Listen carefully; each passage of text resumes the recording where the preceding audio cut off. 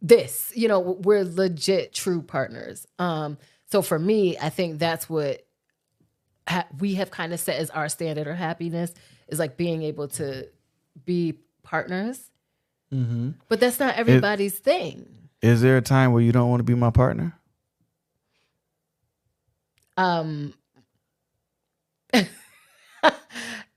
It depends on what. That's not a fair question.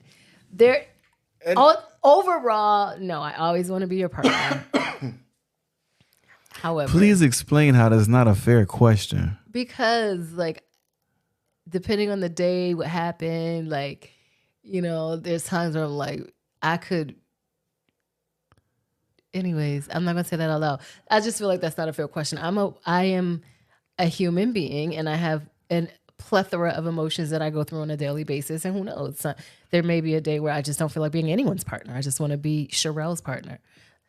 But anyways, the point is overall, for the most part, 98% of the time, I want to be your partner. Is there a time where you don't want to be mine? Yes. Okay, well then what's the problem? Why you acting all... Because I can answer it freely and you can't. That's the problem. It freely. No, you didn't. How I didn't? You didn't answer it at all. You said it's not a fair question. But then I answered it. I said 98% of the time.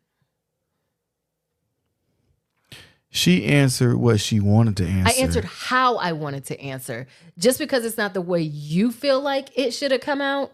And then you went on to say, yes, I don't want to be your partner sometimes. Because you were being funny. And so I was not being funny. I was being honest. And you have a problem with my honesty. No, I don't. I don't have a problem. Clearly, you do. I don't have a problem with your honesty. You clearly have a problem with the way that I express I have a problem with the lack of giving your answer. I'm not about to do this.